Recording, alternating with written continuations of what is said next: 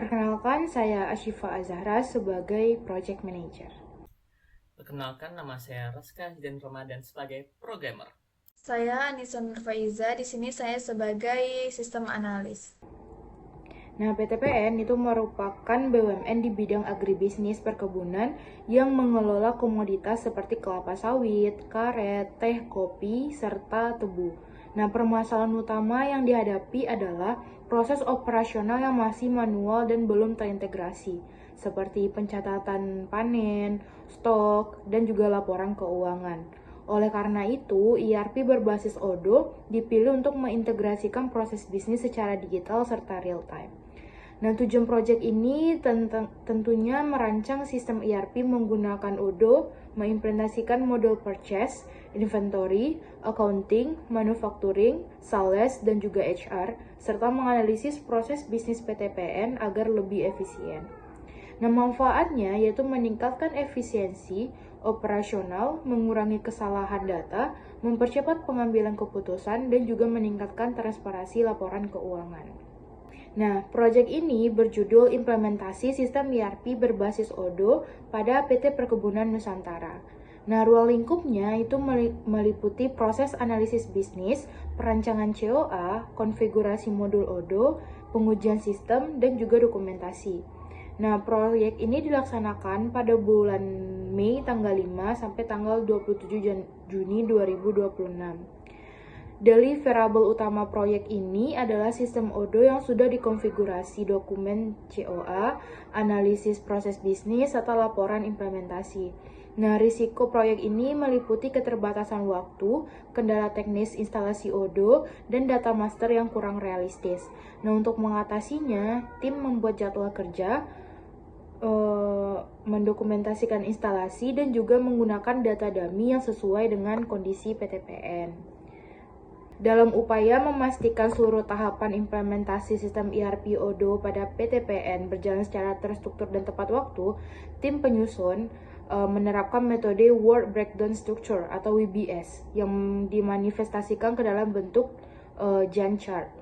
Nah, pelaksanaan proyek ini direncanakan berlangsung selama kurang lebih 8 minggu yang terhitung sejak tanggal 5 Mei 2026 hingga target finalisasinya itu tanggal 30 Juni 2026. Nah, seluruh rangkaian aktivitas itu dikelompokkan beberapa tahapan utama, yaitu inisiasi proyek, analisis proses bisnis, lalu perancangan sistem ERP, implementasi Odoo, pengujian serta dokumentasi dan penutupan proyek. Nah, selain aspek manajemen waktu, pengelolaan aspek finansial juga dirancang seefisien mungkin guna mendukung prinsip minimalisi biaya. Mengingat proyek ini berbasis akademik, tim mengoptimalkan penggunaan software free tier dan open source seperti Odoo Community serta Bizagi. Nah, untuk pemodelan BPMN-nya sehingga tidak mengeluarkan biaya lisensi perangkat lunak. Nah, untuk anggaran dialokasikan secara minimal hanya untuk konektivitas internet sebesar 50.000 per anggota. Dengan demikian, total rencana anggaran proyek adalah sebesar 150.000. Nah, berdasarkan hasil observasi, perusahaan masih mengalami beberapa kendala seperti pencatatan manual, data stok yang belum terintegrasi, dan pembuatan laporan yang memerlukan waktu yang cukup lama. Nah, untuk mengetahui penyebab dari permasalahan tersebut, kami melakukan analisis menggunakan fishbone diagram. Dari hasil analisis menggunakan fishbone diagram, diketahui bahwa penyebab masalah berasal dari beberapa aspek, yaitu ada SDM yang masih bergantung pada pencatatan manual, lalu ada metode kerja yang belum terintegrasi, terus juga penggunaan sistem lama, terus data stok yang belum real time, dan kendala lingkungan operasional. Nah, analisis ini menjadi dasar dalam merancang solusi yang lebih baik. Selanjutnya merupakan proses dari proses bisnis as is. Nah, pada gambar pertama ini merupakan proses bisnis as is, yaitu proses bisnis yang saat ini berjalan sebelum diterapkannya sistem ERP Odoo. Nah, proses dimulai dari bagian sales atau pemasaran yang menerima pesanan dari pelanggan. Setelah itu, pesanan dicatat secara manual. Kemudian informasi kebutuhan produk disampaikan kepada divisi terkait. Selanjutnya itu di bagian inventory atau logistik, yang mana ini tuh melakukan pengecekan apakah stok produk tersedia atau tidak. Nah, apabila stok tersedia, maka bagian logistik akan menyampaikan barang untuk pengiriman, membuat delivery order secara manual, kemudian mengirimkan barang kepada pelanggan. Namun apabila stok belum tersedia, nah proses akan diteruskan ke divisi tanaman dan panen. Nah, divisi ini tuh menjadwalkan panen, melakukan panen, kemudian hasil panen masih dicatat secara manual. Setelah itu panen dikirim ke bagian pabrik. Pada bagian ini dilakukan penerimaan hasil panen, lalu proses pengolahan, ada quality control secara manual, kemudian produk jadi diterima dan stok juga masih diinputkan secara manual. Setelah stok diperbarui, proses kembali setelah stok diperbarui, proses kembali ke bagian logistik untuk menyiapkan pengiriman barang kepada pelanggan. Nah, uh, bagian terakhir itu pada bagian accounting atau keuangan, yang mana membuat invoice secara manual, lalu mencatat transaksi ke jurnal, kemudian mencatat pembayaran hingga proses selesai. Nah, permasalahan pada proses esis ini adalah masih banyak aktivitas yang dilakukan secara manual, seperti pencatatan pesanan, pencatatan hasil panen, input stok, kemudian pembuatan delivery order, hingga pembuatan invoice. Nah, hal ini menyebabkan proses menjadi lebih lambat, terus berpotensi terjadi kesalahan pencatatan, serta informasi antar divisi tidak diperbarui secara real time. Selanjutnya merupakan proses bisnis to be, yaitu proses bisnis yang diusulkan setelah implementasi sistem ERP Odoo. Nah, proses ini dapat dilihat langsung pada implementasi Odoo-nya. Nah, baik, di sini saya akan mengimplementasikan Odoo yang dimana ini implementasinya ke 2B ya. Di sini saya sudah mendownload modulnya untuk PTPN.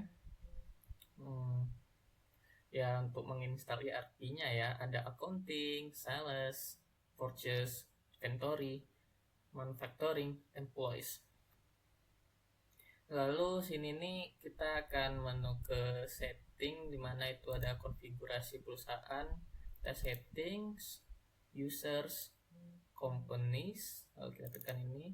Nah, di sini nih adalah peletakan untuk identitas perusahaannya yang dilakukan sebelum proses implementasi data masternya. Ya, di sini nih ada alamatnya, jalan, apa segala macam, tapi ini masih prototype. Ya udah, kita skipkan aja dulu. Lalu kita akan di sini import chart of account-nya, COA-nya. COA ini diimpor sebagai dasar pencatatan transaksi keuangan. Langkahnya tuh di accounting, lalu di configuration, lalu di chat accountnya tuh kita ke import. Nah, di sini nih saya sebetulnya sudah sebetulnya di sini nih saya sudah melakukan import terlebih dahulu ya kan. Importnya ini yang ini, bagian ini. Lalu sini kita melakukan tes, mana dia. Maka bila valid dan tidak valid kita import gitu. Sini ini sudah ada isi di dalamnya. Lalu di sini ini ada namanya, mana dia ya, bangunan kantor, mana sih? Ini ya, persediaan hasil panen karet, hasil panen teh, panen kopi, panen kakao. Isi di dalamnya itu seperti ini. Nah, ini dia, true false false. Ya, itulah dia. Lalu di bagian kedua yaitu ada import data pajak atau tax. Data pajak diimpor agar transaksi pembelian dan penjualan dapat menghitung pajak secara otomatis. Langkah-langkahnya itu masih di dalam accounting, to configuration. Lalu di sini di bagian tax. Sini nih saya sebetulnya sudah memasukkan. Jadi setiap step itu sebetulnya sudah saya masukkan sebelumnya. Saya ingin mencobanya dari awal sih, tapi saya takut akan lama, waktu akan berjalan dan membuang waktu gitu ya. Import recordnya itu yang nomor 2. Ini nomor 2 sih. Nomor 2 mana nomor 2? Ini nomor 2 ini. Ini dia isinya di dalamnya. PPN masuk, purchase. Nah, di sini dia. Ini PPN masukkan exclude, PPh 23, tambahan, keluaran dan keluaran include, exclude dan include. Lalu di selanjutnya tuh import data customer-nya sendiri, yaitu data pelanggan dan pemasok dimasukkan sebagai master data transaksi. Masih dalam accounting, lalu di dalam customer lalu pada di vendors. Nah, ini dia customer atau vendors. Nah, di sini dia. Ada perkebunan Nusantara ini, Nusantara 4 Regional 1, Sinar Mas Agro, Unilever, Wilmar. Jadi sudah tertahu di sini nih. Lalu selanjutnya yaitu adalah produk kategori, yang dimana itu di sini kita di bagian accounting lagi, yaitu di inventory, lalu configuration kita di bagian produk. Mana produk sini?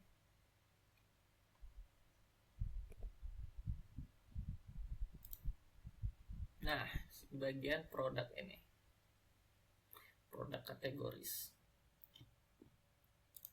Di sini nih kita sudah memasukkan produk-produknya, yaitu ada HPO, palm kernel, pucuk teh segar, bibit sawit, gitulah. Lalu kita selanjutnya kita import master product. Lalu bagian inventory, products. Di bagian sini nih masih sama sih sebetulnya.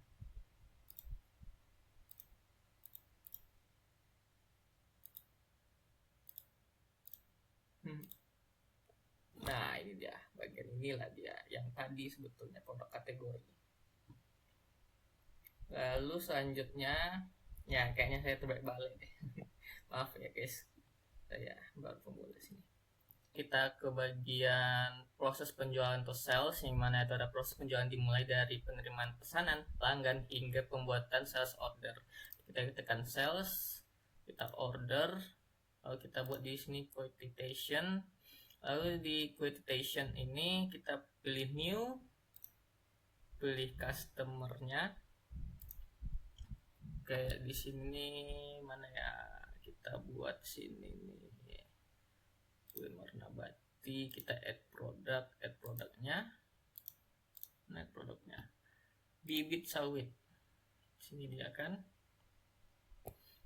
tambahkan produk, tambahkan lagi working fees. Lalu kalau sudah selesai harganya segini, kita tambahinlah kuantitinya 20, ini 20 juga. Kita send.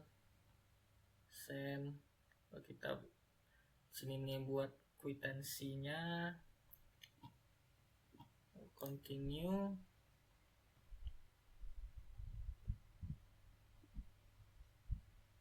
Kita send.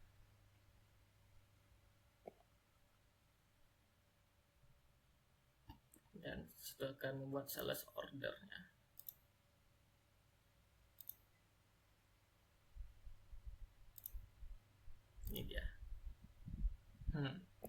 Lalu kita selanjutnya ada pengolahan persediaan di bagian inventory, delivery, mana delivery. Ini saya akan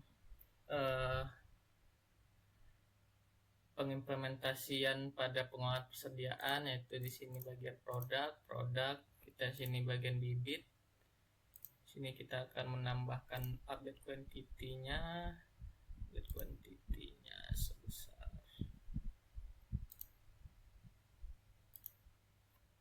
20. Oke.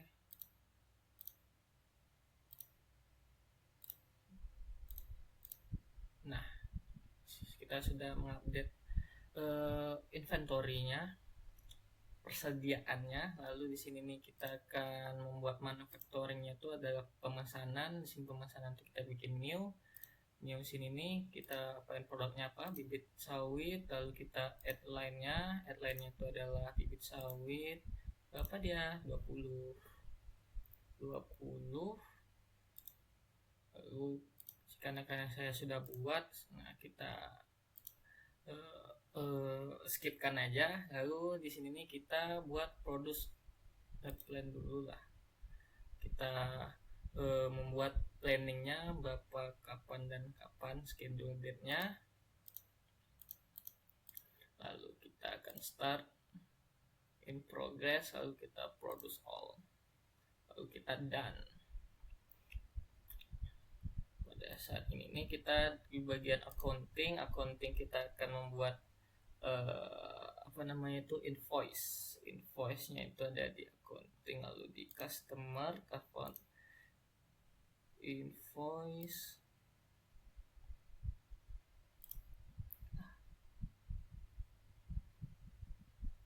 Mana ya?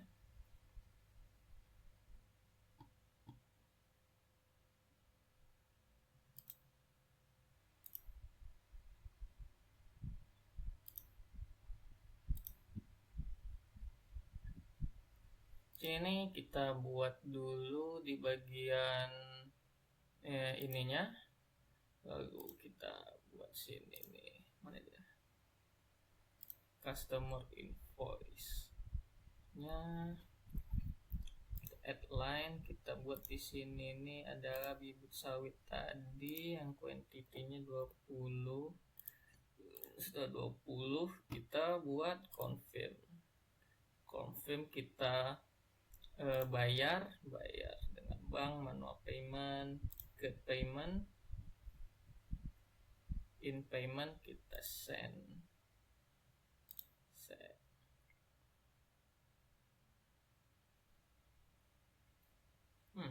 Sama ya. Nah, sini kita buat kwitansinya.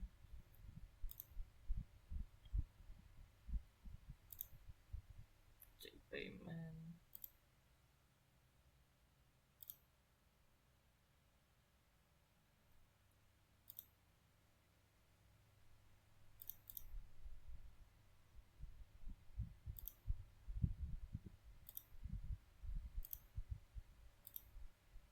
Send it. Udah selesai sih, send. Kita print ya. Jadi bisa dibilang begitulah alurnya, tergolong saya agak susah untuk mengimplementasikannya. Saya jujur aja karena saya tergolong pemula. Jadi di bagian ERP-nya yaitu pada to be ERP-nya gambarannya seperti ini, yang dimana situ adalah sales, pemasaran itu yang dimana menerima pesanan pelanggan, input sales order di odong, informasi order sales.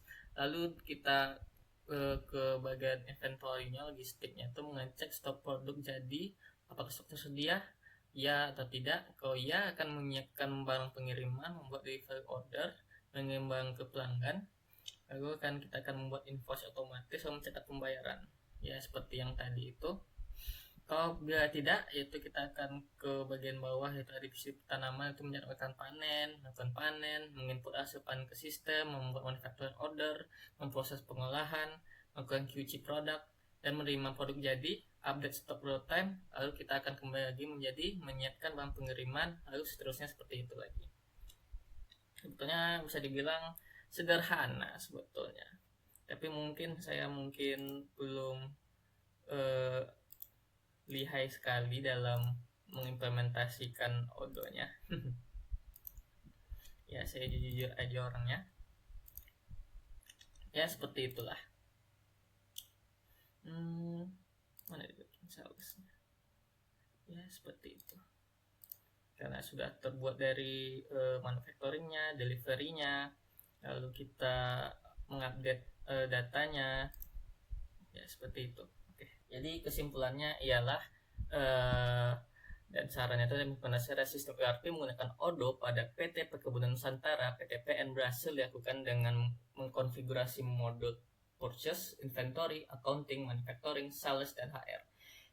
Implementasi ini mampu mengintegrasikan proses bisnis perusahaan sehingga pengelolaan data menjadi lebih terstruktur, efisien, dan mendukung penyusunan laporan secara terintegrasi. Selain itu, rancangan chart of account (COA) yang telah disusun dapat diterapkan sebagai dasar pencatatan transaksi keuangan sesuai kebutuhan perusahaan. Untuk pengembangan selanjutnya, implementasi Odoo dapat diperluas dengan menambahkan modul lain yang mendukung operasional perusahaan seperti maintenance, quality, dan fleet. Selain itu diperlukan pelatihan bagi pengguna agar sistem dapat dimanfaatkan secara optimal, serta evaluasi berskala terhadap konfigurasi ERP agar tetap sesuai dengan perkembangan proses bisnis perusahaan. Baik, sekian dari saya dan dari kelompok kami. Mohon maaf apabila ada kesalahan kata dan ucapan. Terima kasih. Wassalamualaikum warahmatullahi wabarakatuh.